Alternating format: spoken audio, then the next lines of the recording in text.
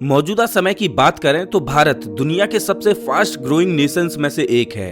Nominal GDP के हिसाब से भारत दुनिया की 5वीं सबसे बड़ी अर्थव्यवस्था है। और वहीं अगर मिलिट्री वाइज बात करें तो यूएसए, चाइना और रसिया के बाद भारत दुनिया का चौथा सबसे शक्तिशाली देश है। हम ये तो नहीं कह सकते कि भारत दुनिया का सबसे एडवांस या सबसे अमीर देश है, लेकिन इस बात से इनकार नहीं किया जा सकता कि आजादी के बाद हम भारतवासियों ने काफी तरक्की की और बीते कुछ दशकों में काफी कुछ हासिल किया है। हमारा भविष्य यकीनन काफी बेहतर होने वाला है।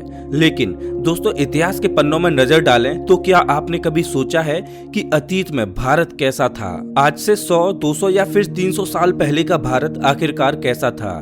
कैसे थे उस दौर के लोग और किस प्रकार से वे अपना जीवन यापन किया करते थे? वे क्या पहनते थे, क्या खाते थे और क्या खेलते थे? कैसा था उस समय का शहरी व ग्रामीण जीवन और हमारी शिक्षा व्यवस्था का क्या हाल था? दोस्तों, चिंता मत कीजिए, मैं आपको हिस्ट्री बुक्स की समरी बताकर बोर नहीं करने वाला, बल्कि आज हम मॉडर्न इंडियन हिस्ट्री में एक आम इंसान की जिंदगी सहित उस दौर की कुछ खास व मुख्य बातों को जानेंगे। अंग्रेजों के आगमन से पहले भारत दुनिया के सबसे सुखी और समृद्ध देशों में से एक हुआ करता था। दुनिया के नक्शे में भारत एक महत्वपूर्ण देश था। उस समय इंडिया इकोनॉमिकली इंडिपेंडेंट था। हालांकि उस दौर में ज्यादातर लोग खेती बाड़ी ही किया करते थे, लेकिन धीरे धीरे मैन्युफैक्चरिंग एक्टिविटीज भी बढ़ रही थीं। दूसरे देशों से भारत के संबंध अच्छे थे और हमारा देश दूसरे देशों को कई सारी चीजें निर्यात भी किया करता था। भारतीय आर्टिसियंस और क्राफ्ट्समैन द्वारा बनाई गई चीजें दुनिया भर में लोकप्रिय थीं। भारतीय कॉटन, सिल्क, बेशकीमती पत्थर व हैंडीक्राफ्ट चीजों की डिमांड बहुत ज्यादा थी और इन्हीं कुछ कारणों की वजह से भारत को उस दौर में सोने की चिड़िया भी कहा जाता था। लेकिन इस सोने की चिड़िया के पर काटने में अंग्रेजों को ज्यादा समय नहीं लगा। 17वीं शताब्दी में औरंगजेब शासन के बाद मुगल एम्पायर का पतन होना शुरू हो गया था। औरंगजेब के बाद मुगल एम्पायर में जितने भी रूलर्स आए वो देश को सही से संभाल पाने में असफल रहे। अंग्रेज यूं तो ट्रेड के पर्पज से भारत आए थे, लेकिन देखते ही देखते उन्होंने पूरे भारत को अपने कब्जे में कर लिया। ईस्ट इंडिया कंपनी मसालों का व्यापार करती थी और उस समय मसालों की यूरोप में काफी डिमांड थी। इसके अलावा ये company silk, cotton, Indigo die आदि जैसी चीजों का भी व्यापार करती थी। 24 अगस्त 1608 को ईस्ट इंडिया कंपनी गुजरात के सूरत पहुंचती है, जिसके बाद साल 1613 में ईस्ट इंडिया कंपनी को वहां फैक्ट्री एस्टेब्लिश करने की परमिशन मिल जाती है। इसके बाद 1615 में ईस्ट इंडिया कंपनी को पूरे मुगल एम्पायर में ट्रेड करने की परमिशन मिल जाती है। इसी के साथ विजयनगर एम्पायर भी इस कंपनी को मद्रास में फैक्ट्री ओपन करने की परमिशन दे देता है। उस समय यूरोप के अन्य देशों की कंपनी जो इंडिया में ट्रेड कर रही थी, उनसे ब्रिटिश ईस्ट इंडिया कंपनी काफी आगे निकल चुकी थी। इस समय तक यूं तो ईस्ट इंडिया कंपनी का मुख्य मकसद व्यापार करना ही था, लेकिन जब उन्होंने देखा कि मुगल एम्पायर का पतन हो रहा है और भारत में कई छोटे छोटे किंगडम्स हैं, तो उन्होंने धीरे धीरे इंडियन पॉलिटिक्स में हस्तक्षेप करना शुरू कर दिया। शुरुआत में ब्रिटिशर्स ने 3 गांवों के जमींदारी राइट्स ले लिए थे। इसके बाद बैटल ऑफ प्लासी और बैटल ऑफ बक्सर हुआ, जिसमें ब्रिटिशर्स को जीत मिली और ईस्ट इंडिया कंपनी जो एक ट्रेडिंग कंपनी थी वो एक रूलिंग कंपनी के रूप में उभरने लगी। ईस्ट इंडिया कंपनी ने धीरे धीरे भारत की अन्य रियासतों पर कब्जा करना शुरू कर दिया और अंततः 1858 में ब्रिटिश क्राउन रूल एस्टेब्लिश हो गया। दोस्तों, ये था ब्रिटिशर्स और ईस्ट इंडिया कंपनी का एक ब्रीफ आउटलाइन। अब आइए उस समय के भारत के बारे में कुछ खास बातें जानते हैं। चीन के बाद आज हमारा देश 140 करोड़ लोगों के साथ दुनिया का दूसरा सबसे ज्यादा पॉपुलेटेड देश है। लेकिन आज से करीब 200 से 300 साल पहले भारत की जनसंख्या काफी कम हुआ करती थी। 18वीं सदी में भारत की जनसंख्या 16 करोड़ थी।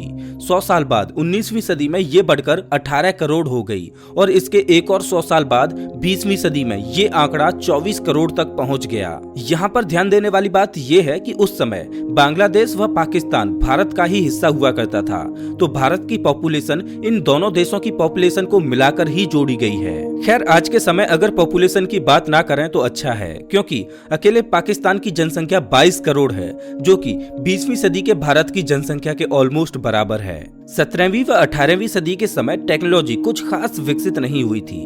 उस समय आज के जैसे टीवी, मोबाइल, लैपटॉप्स व अन्य गैजेट्स नहीं हुआ करते थे। यहाँ तक कि टेलीफोन का आविष्कार भी काफी बाद में जाकर 1876 में हुआ था। अब क्योंकि उस समय ज्यादा डेवलपमेंट नहीं हुआ था, इसीलिए जंगलों की संख्या ज्यादा थी और भारत का ज्यादातर एरिया जंगलों से ही कवर्ड था। पेड़ पौधे, पशु पक्षी और पूरे एनवायरनमेंट की स्थिति आज के मुकाबले काफी बेहतर थी। उस समय ना तो पक्की रोड्स हुआ करती थी, ना ही तो लोग पक्के मकानों में रहा करते थे। अंग्रेजों के आने से पहले भारत के ज्यादातर हिस्सों में पुल, बांध, तरह तरह की बिल्डिंग्स व बहुमंजिला इमारतों का कोई नामो निशान नहीं था। भारत के ज्यादातर लोग कच्चे मकानों में रहा करते थे जो मिट्टी और लकड़ियों से बने होते थे। उस दौर में मोटरसाइकिल और कार जैसी गाड़ियां थी ही नहीं। लोग पैदल ही एक जगह से दूसरी जगह तक जाया करते थे और लंबी यात्राओं के लिए घोड़े या फिर बैलगाड़ी का प्रयोग करते थे। यही कारण था कि उस समय की कच्ची सड़कें छोटी हुआ करती थीं और गंदी भी। लोगों का लाइफस्टाइल काफी सिंपल था। वे आज के जितनी लग्जरी लाइफ नहीं जीते थे। उस समय भारत के अधिकांश लोग धोती, कुर्ता व गमछा पहना करते थे। महिलाएं साड़ी और छोटी बच्चियां स्कर्ट पहना करती थीं। भारत की कुछ कुछ जगहों में सलवार सूट और कुछ अन्य तरह का भी पहनावा देखने को मिलता है, जैसे कि आदिवासियों का पहनावा एकदम ही अलग था। वैसे आदिवासियों का पहनावा आज भी वैसा ही है और आज के समय भी भारत के कुछ गांवों में आपको बुजुर्ग लोग धोती कुर्ता पहने मिल जाएंगे। आज के समय में हम अपना ज्यादातर बचा समय स्मार्टफोन में कंटेंट देखने, मॉल या अन्य जगहों पर घूमने, शॉपिंग करने व कुछ एक्टिविटीज में बिताते हैं। लेकिन पुराने समय में ये चीजें तो थी ही नहीं। लोग अपना ज्यादातर खाली समय भगवान की पूजा या आराधना करने में बिताते थे। वे मंदिरों में घंटों तक पूजा करते और कई बार ग्रुप्स में लोगों के साथ चबूतरों व पेड़ों के नीचे विश्राम किया करते थे।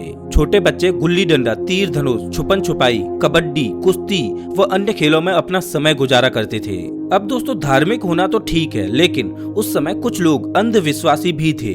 वे काला जादू जैसी चीजों में विश्वास करते और उसे प्रैक्टिस भी किया करते थे। सन 1900 के समय ज्यादातर चाइल्ड डिलीवरीज घरों में ही हुआ करती थीं, क्योंकि उस समय हॉस्पिटल, डॉक्टर्स व नर्सेज की संख्या कम थी और इसी वजह से इन्फेंट चाइल्ड डेथ के कई केसेस देखने को मिलते थे। ये उस समय की आम बात हुआ करती थी। बात करें अगर मौजूदा समय की, तो आज 95% चाइल्ड डिलीवरीज हॉस्पिटल में होती हैं। मौजूदा समय में हमारा संविधान एक समय पर एक से ज्यादा शादियों को मान्यता नहीं देता, मतलब कि एक हस्बैंड की एक से ज्यादा पत्नियां नहीं हो सकती।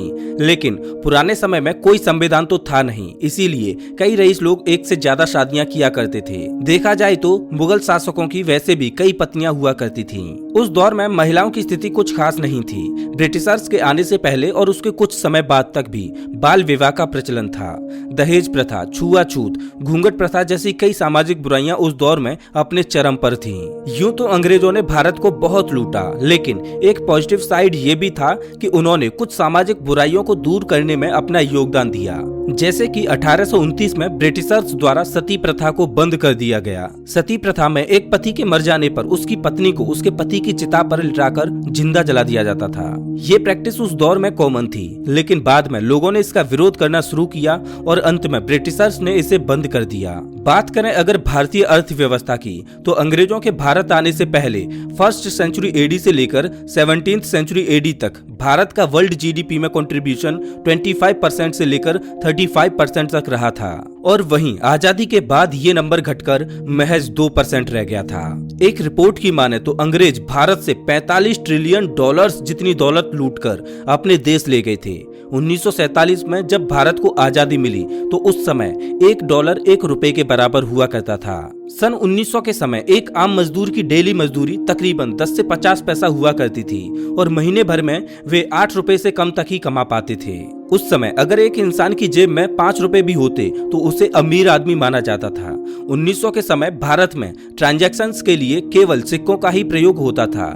ये सिक्के ब्रॉन्ज, सिल्वर, एल्यूमिनियम व कुछ अन्य मेटल्स के होते थे। सबसे पहला पेपर करेंसी साल 1917 में प्रिंट किया गया था, जो 1 रुपए का नोट था। बात करें अगर अंग्रेजों से भी पहले मुगल शासन के समय की, तो उस वक्त भारत के ज्यादातर हिस्सों में नोट, सिक्के या किसी प्रकार के पैसे से लेन देन नहीं होता था।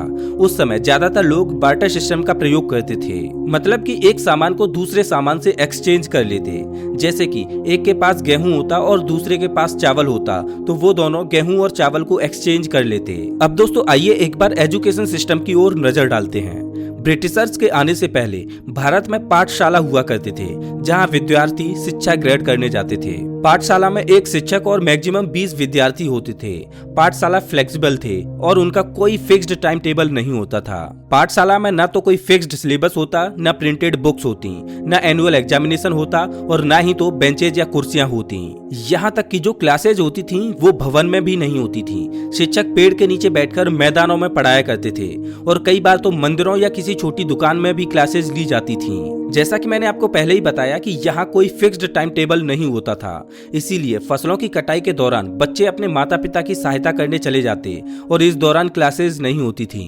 शिक्षक की भी कोई फिक्स्ड सैलरी नहीं होती थी। एक स्टूडेंट कितनी फीस देता है ये इस चीज पर डिपेंड करता था कि उसके माता पिता फाइनेंशियली कितने सक्षम हैं। गुरु डिसाइड करते कि विद्यार्थियों को क्या पढ़ाना है और क्योंकि प्रिंटेड बुक्स नहीं थी इसीलिए वर्बली बोलकर शिक्षक पढ़ाया करते थे। विद्यार्थियों को नेचर के करीब रखा जाता और इससे रिलेटेड ही शिक्षाएं दी जाती थीं। विज्ञान, गणित व फिलॉसफी जैसे सब्जेक्ट्स बच्चों को पढ़ाए जाते, साथ ही नैतिक शिक्षा भी दी जाती थी। विलियम एडम जो एक स्कॉटिश मिशनरी थे, उन्होंने बंगाल और बिहार को विजिट किया और एक रिपोर्ट पेश करते हुए बताया कि उस समय तक बंगाल और बिहार में लगभग 1 लाख पाठशाला थे। इसके अलावा 1850 तक 7,20,000 गुरुकुल भारत में थे। लेकिन बाद में अंग्रेजों की जो एजुकेशन पॉलिसी आई उसके कारण पाठशाला और गुरुकुल दोनों ही धीरे धीरे खत्म होते चले गए और देसी भाषा की जगह विद्यार्थियों को अंग्रेजी में पढ़ाया जाने लगा। ब्रिटिशर्स द्वारा इंट्रोड्यूस की गई एजुकेशन पॉलिसी ने ही इंडिया के मॉडर्न एजुकेशन सिस्टम की नींव रखी। तो दोस्तों, आजादी से पहले का भारत कुछ ऐसा था। इस वीडियो में बस इतना ही। वैसे आप हमारा ये वीडियो कौन से शहर से देख रहे हो हमें कमेंट करके जरूर बताएं। अगर आपको ये वीडियो अच्छा लगा हो तो इसे लाइक करें और ऐसे ही वीडियोज के लिए चैनल को सब्सक्राइब करें, साथ ही बेल आइकन दबाएं।